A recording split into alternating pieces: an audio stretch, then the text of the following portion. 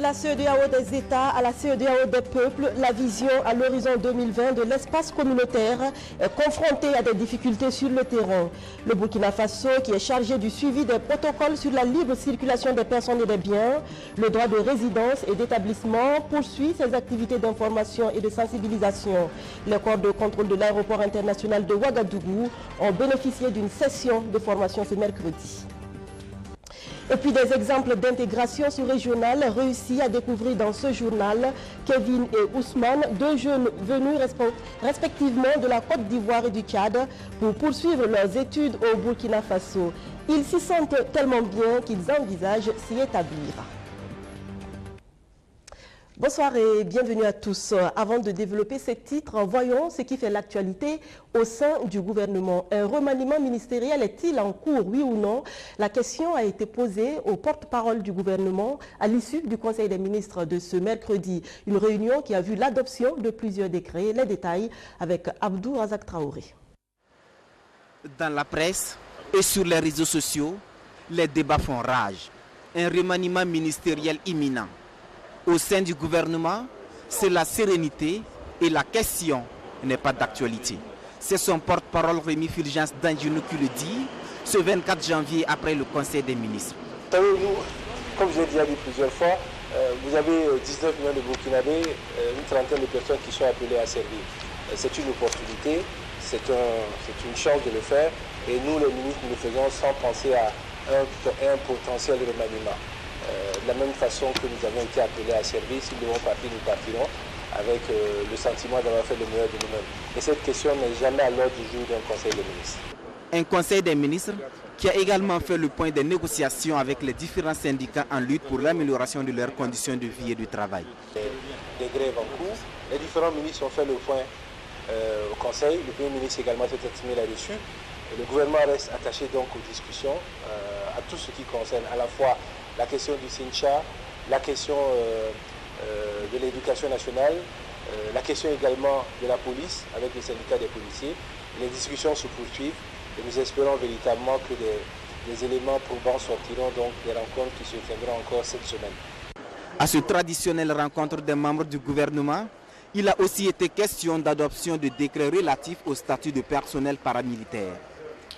Au titre du ministère de la Sécurité, le ministre d'État nous a présenté deux décrets que nous avons adoptés qui portent en fait nomination de commissaires de police. Vous savez que la loi prévoit que le passage de grade des commissaires soit constaté par un décret. Il s'agit donc de passage au grade de commissaires généraux de police, de commissaires divisionnaires de police et de commissaires principaux de police. Nous avons également traité un dossier qui est lié à deux ministères. Il s'agit notamment de la question du reversement du personnel du cadre paramilitaire des douanes. Deux ministères parce que ça touche à la fois la fonction publique et ça touche également le ministère de l'économie et des finances. Donc au titre du ministère de la fonction publique, nous avons adopté un décret qui permet l'application de la loi 104-2015 base CNT du 23 décembre 2015 portant statut du personnel du cadre paramilitaire des douanes conformément aux dispositions des articles 187, 188 et 189 de la dite loi. Le Conseil des ministres a également adopté des décrets permettant la création dans les prochains mois d'outils d'expérimentation et de procédures de prise en charge relatives à l'assurance maladie universelle. Ressources animales, un pot de léopard.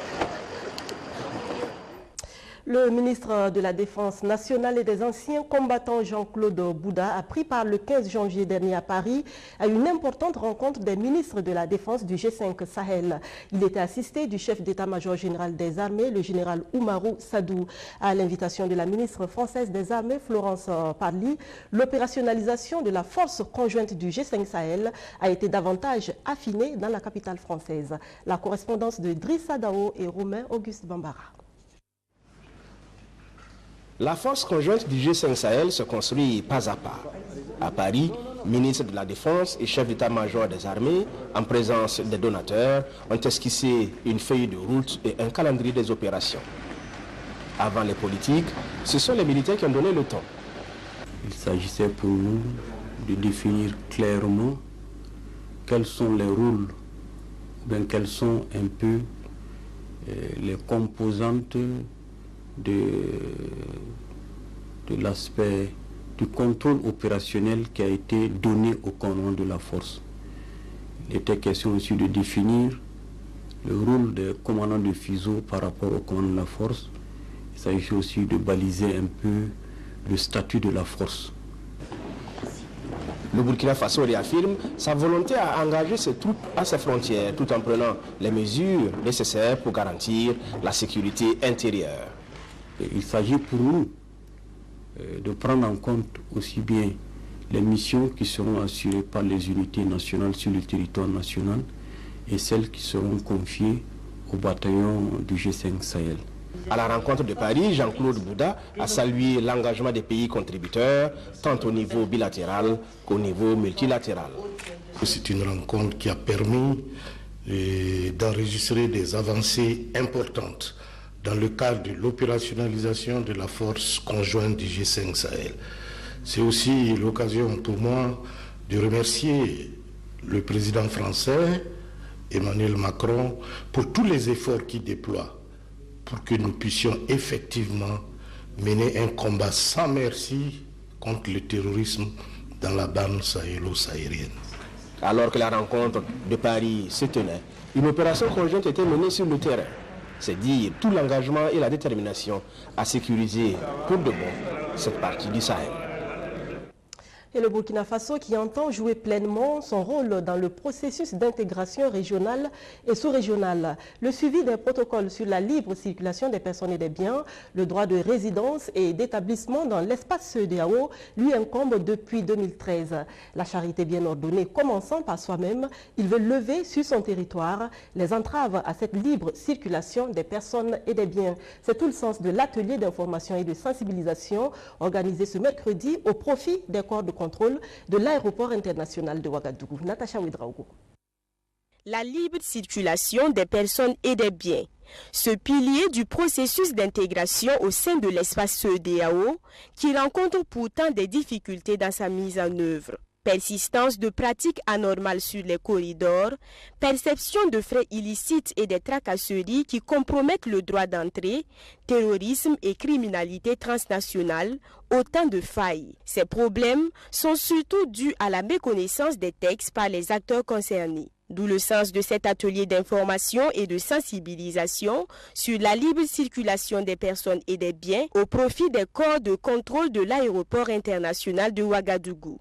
C'est surtout la méconnaissance souvent des textes, voilà, que ce soit du côté des policiers, des gendarmes chargés d'assurer la sécurité à l'aéroport, comme du côté des passagers également. Mais je pense que si au niveau des forces de sécurité chargées de la sécurité à l'aéroport, ils sont sensibilisés, ils sont outillés, je pense que ça va aplanir ces difficultés-là. De réunir les polices, la gendarmerie, les douanes au niveau des frontières, spécialement à l'aéroport ici.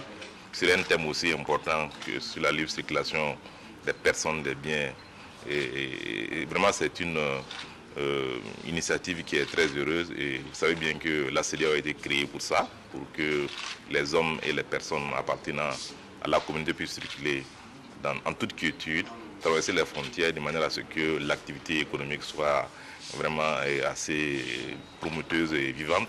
Et nous sommes heureux de constater que le Burkina sensibilise ceux qui sont en charge de surveiller nos frontières, et faire en sorte que les règlements et protocoles adoptés au niveau de la CEDEAO puissent être appliqués et faire en sorte que la libre circulation des personnes et des biens tant prônés par les chefs d'État soit une réalité. Cet atelier d'information et de sensibilisation est une des recommandations du premier forum régional citoyen sur la libre circulation des personnes et des marchandises tenu à Ouagadougou en juillet 2014. C'est dans cette perspective que s'inscrit le présent atelier de Ouagadougou avec les corps de contrôle de l'aéroport. Il permettra de vous familiariser avec les règlements communautaires, d'avoir des échanges interactifs sur les difficultés que vous rencontrez dans l'application des dits règlements et de formuler des recommandations. L'atelier est organisé par le ministère en charge des Affaires étrangères. À l'issue, les participants devront maîtriser les textes communautaires et être mieux outillés sur le contrôle de police aux frontières aériennes. En matière d'intégration régionale, le Burkina Faso a tout de même une longueur d'avance. La plupart des nationalités africaines sont non seulement représentées, mais bien intégrées. C'est le cas par exemple de Kevin et d'Ousmane, deux étudiants ivoiriens et tchadiens qui rêvent même de s'établir définitivement au pays des hommes intègres. Allons à leur découverte avec Arsène Konditamdi. Université Ouaga, un professeur Joseph Kizerbo, une université cinquantenaire. Chaque année, des milliers d'étudiants sont ici formés. Des Burkinabés, mais aussi de nombreux étrangers. Attirés pour la plupart par la qualité de l'enseignement. Ils sont de plus en plus nombreux à venir s'inscrire dans les universités burkinabées à la recherche d'une formation de qualité. Parmi ces étudiants, Kevin Djedje, étudiant en deuxième année d'études germaniques. Nous le retrouvons en pleine séance de travail avec ses amis du club des jeunes auteurs du Burkina. Kevin est écrivain, il a déjà publié 3 œuvres. Il est au Burkina depuis octobre 2015. Un peu plus de 2 années qu'il a quitté la Côte d'Ivoire à la recherche de la connaissance. Et étant là-bas, j'entendais parler déjà de la bonne éducation du Burkina, puisque en Afrique de l'Ouest, l'université Ouaga, un professeur Joseph Kizerbo est classé en premier sur les autres universités. Donc, ce qui m'a réellement motivé à venir ici. Sa venue au Burkina, il la doit à une association de jeunes étudiants burkinabés basée en Côte d'Ivoire. C'est elle qui a facilité son intégration et aujourd'hui tout se passe pour le mieux. Ils sont actuellement au consulat, bon, pas dans l'ambassade de Burkina en Côte d'Ivoire. Voilà, je leur ai soumis mes dossiers, puisque je devais faire des études au Burkina. Je leur ai soumis mes dossiers et ils ont traité ces dossiers-là. Voilà, j'ai jugé bien de venir avec eux pour pouvoir m'intégrer facilement.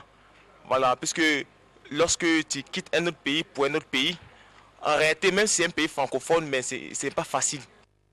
DJ, en première vue, c'est quelqu'un de comique. Lorsqu'il rentre dans la communauté, lorsqu'on se retrouve ensemble, c'est le sourire, voilà, c'est l'amusement en fait. Voilà, c'est quelqu'un aussi qui est un peu bavard. Lorsqu'il est entre vous, vraiment, c'est la gaieté. Pour vivre à Ouagadougou, Kevin reçoit parfois de l'argent de sa famille. Mais pour arrondir ses fins de mois, il n'hésite pas à faire quelques petits métiers. Il ne faut pas toujours compter sur les parents, puisque étant un jeune, il faut se battre. Voilà, j'exerce quelquefois des activités au sein des villes ici. Nous, on a eu ma sortie voir Kaya, Koudougou pour ce genre d'activités-là. Dans les universités publiques comme dans le privé, ils sont tout aussi nombreux. Dans cette université privée en plein cœur de la capitale, on retrouve beaucoup d'étudiants étrangers, venus pour certains de la sous-région ouest africaine et pour d'autres de pays beaucoup plus éloignés.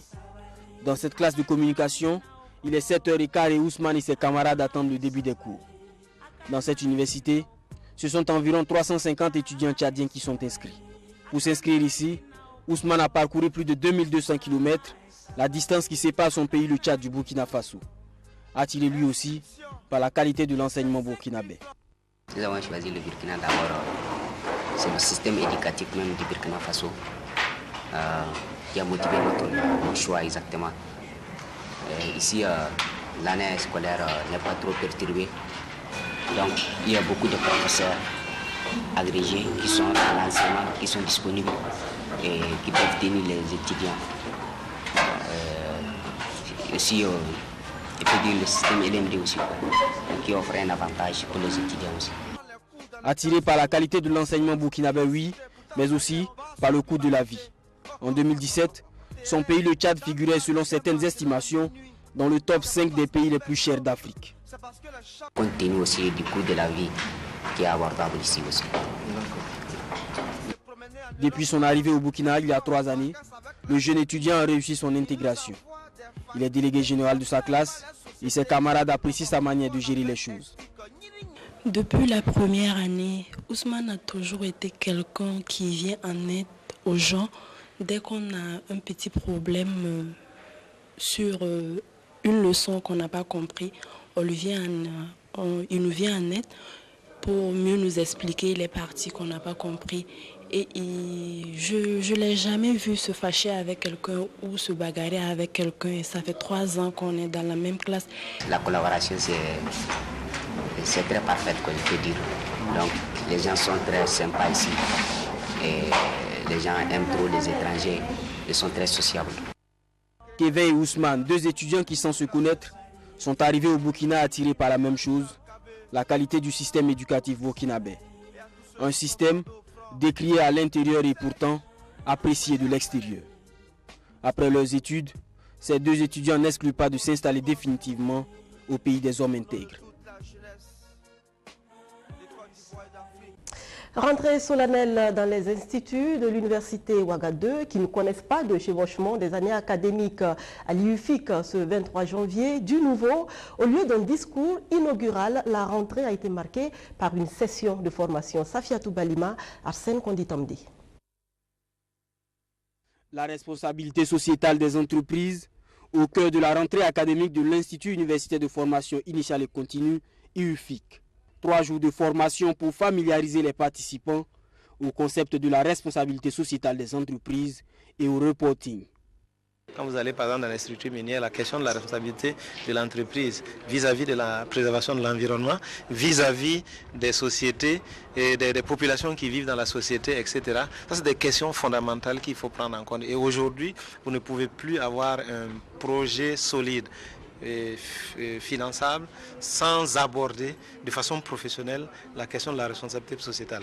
Et c'est pour cela que nous avons décidé, et comme nous avons décidé pour cette formation spécifique, d'offrir donc à nos sociétés d'État une formation de qualité à leurs responsables et de façon gracieuse pour marquer notre contribution aussi en tant qu'université publique au développement de notre pays. Pour l'année académique 2017-2018, de grands chantiers attendent l'IUFIC. Parmi eux, la relecture des offres de formation. La relecture des offres de formation pour actualiser leur pertinence dans un environnement dynamique afin d'assurer à nos auditeurs toutes les chances de succès professionnel. La mise en place du réseau des anciens auditeurs de l'UIFIC par la formalisation des alumni, toute chose qui nous inscrira résolument sur le chemin d'une culture permanente d'efficacité externe. Et enfin, la mise en place d'une cellule qualité pour améliorer la lisibilité mondiale de l'Institut dans tous ses compartiments. Par cette formation, l'Institut entend contribuer à la prise en compte de la responsabilité sociétale dans les entreprises publiques burkinabées. Il prévoit également ouvrir cette formation aux acteurs du privé dans les mois à venir. Pour les 5 années à venir, la Chambre nationale d'agriculture du Burkina s'est fixée comme objectif de relever le niveau de la production agricole et de promouvoir la transformation des produits locaux. Une ambition clairement affichée hier à l'occasion de l'installation officielle de ses membres. Arsène Konditamdi. Le président de la Chambre nationale d'agriculture, officiellement installé dans ses fonctions, également président de la Chambre régionale d'agriculture des Cascades, Moussa Kone prend la tête de cette structure fêtière dans un contexte marqué par une campagne agricole 2016-2017 mitigée. Avec les 4 autres membres de son bureau exécutif, ils promettent de travailler pour le développement de l'agriculture en mettant un accent sur la transformation des produits locaux. Nous avons des programmes très ambitieux pour le secteur agricole au Burkina. Et aujourd'hui, nous sommes en train de travailler pour renforcer tous les moyens, que ce soit le moyen production, transformation et commercialisation. Les difficultés se trouvent au niveau de tous les maillons. Le maillon de transformation, c'est vrai que les constats, il est criard, les produits agricoles qui sont exportés de façon brute. Nous allons renforcer les capacités à ce niveau pour que les acteurs puissent avoir des petites unités avec l'accompagnement du gouvernement au niveau des démembrements, régions, départements. L'agriculture emploie plus de 80% de la population active et contribue à hauteur de 40% au produit intérieur brut. C'est donc un secteur porteur et le gouvernement promet de soutenir le bureau entrant de la Chambre nationale d'agriculture pour l'atteinte de ses objectifs. Il doit d'abord s'organiser. Il doit normalement s'organiser et l'État joue le rôle d'encadrement et d'accompagnement technique. Aujourd'hui, le gouvernement les a rassurés de son accompagnement, bien sûr, en termes techniques, bien sûr, même s'il y a des possibilités de subvention, mais l'essentiel pour nous, au niveau du gouvernement, c'est d'encourager les acteurs eux-mêmes à prendre en main leurs destinées, quitte à ce que le gouvernement puisse leur donner les orientations et l'encadrement technique, comme je l'ai dit tantôt. Le bureau national de la Chambre d'agriculture est composé de 40 membres élus pour un mandat de 5 ans, renouvelable une fois. du matériel roulant pour aider à la mise en œuvre du PADEL, le programme d'appui au développement des économies locales. C'est un geste du Japon qui vient soulager le gouvernement burkinabé sur la remise du don lundi dernier. Le reportage d'Abdoulaziz Saré avec la voix d'Alix Kaboré. 23 voitures, 3 ambulances et 13 motos. C'est le don fait par le Japon au PADEL, le programme d'appui au développement des économies locales. Lancé en novembre 2016, le PADEL vise l'amélioration des conditions socio-économiques des populations à la base à travers le développement des filières porteuses d'emploi dans les collectivités territoriales. Un objectif ambitieux que le gouvernement japonais accompagne en mettant à la disposition de l'État burkinabé du matériel roulant. Et le gouvernement du Japon se félicite de pouvoir donner sa contribution à ce noble programme qu'est le PADEL. Ce modeste don de matériel est composé de 21 véhicules de type 4x4, 2 véhicules de type avant-6, 3 ambulances et 13 motocyclettes.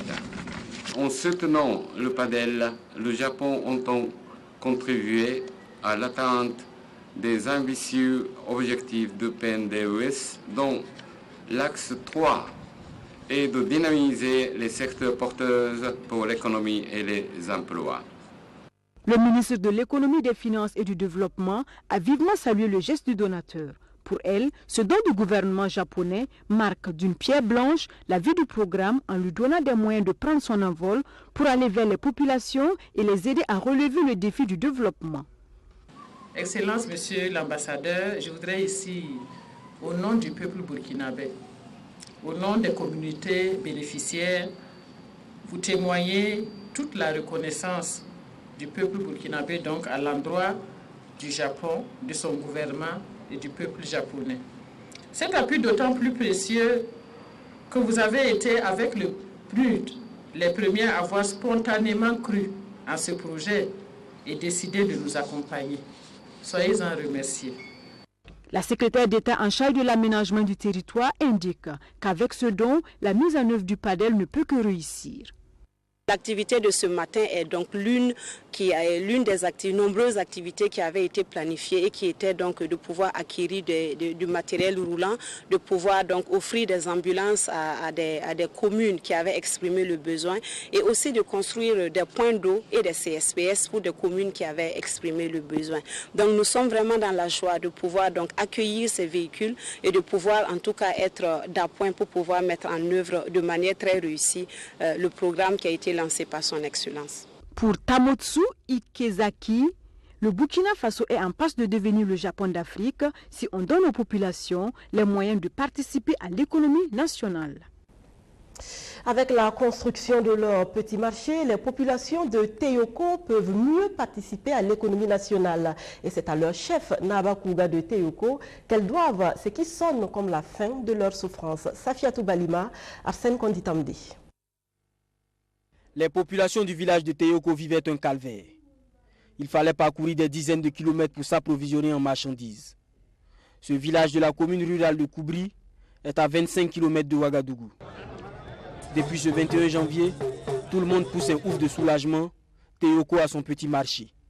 Un marché, c'est un lieu stratégique.